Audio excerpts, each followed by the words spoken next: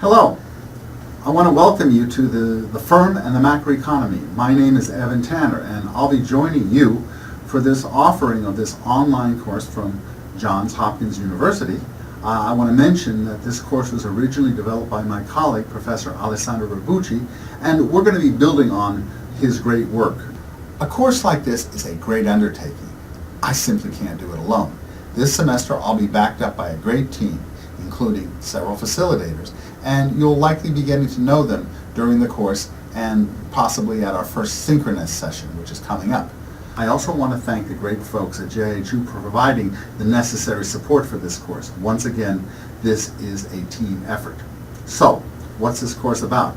As you may know, economics is the science of how humans make choices concerning their well-being in the environment of scarcity, costly resources. As you may know, microeconomics focuses on individual decision-making units, how families and households decide how much to work, how much to save, how much to consume, how individual business enterprises decide how much to produce and at what price, how many people to employ, and so on.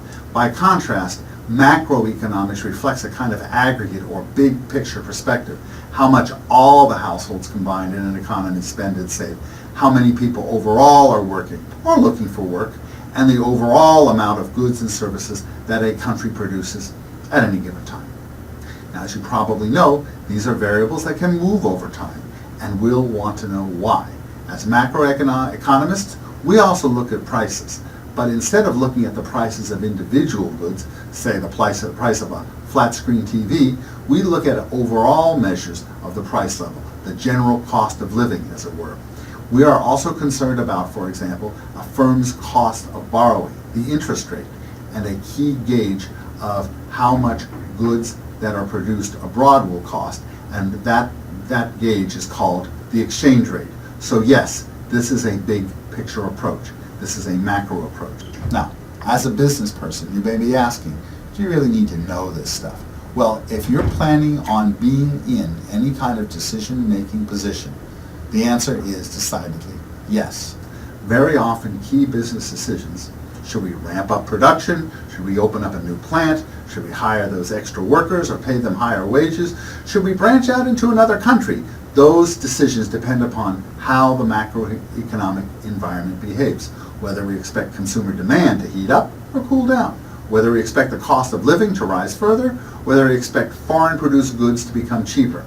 If you know some macroeconomics, you will likely be better equipped to make the right decision for your business, a decision that may critically depend upon the macroeconomic conditions that you face. Now, modern economies, they're very, very complex. Millions of variables at play. Mind-boggling. So, you may ask, how can we even begin to answer questions like these? Fortunately, macroeconomists have tools which can help us do that job.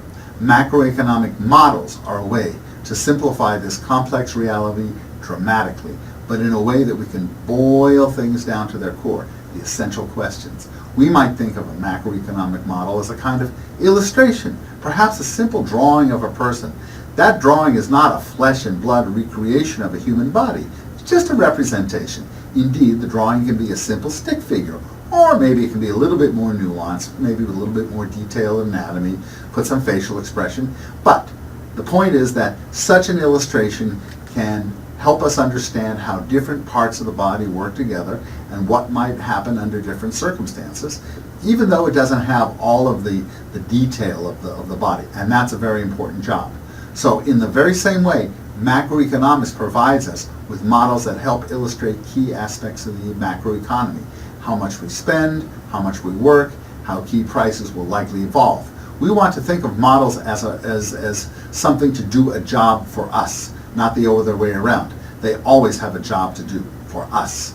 Beneath our macroeconomic models also is lots of good microeconomics. What's driving households, businesses, savers, investors?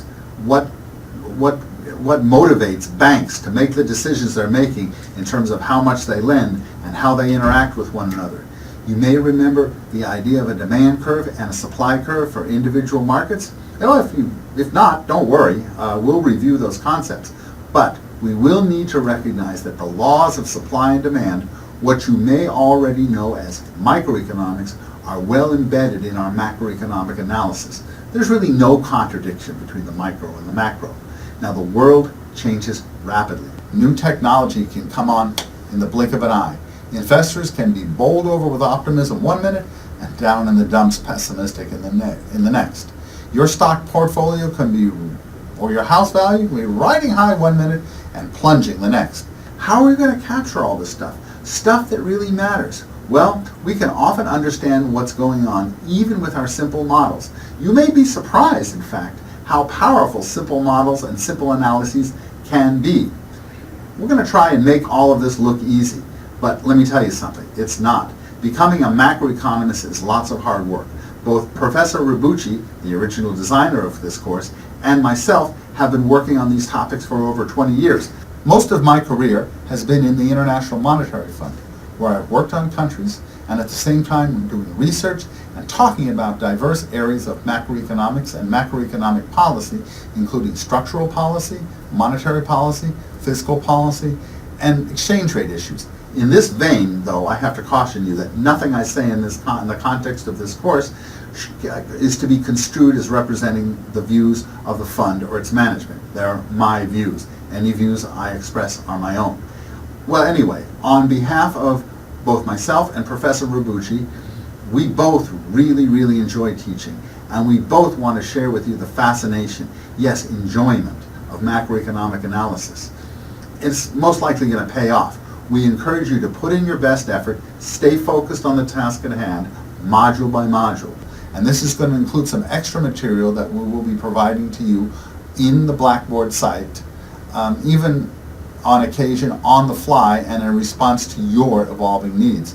And we'll be announcing that to you as the course proceeds. If nothing else, it may pay off at that next cocktail party where you have some insightful comment about interest rates and hey, everyone's impressed.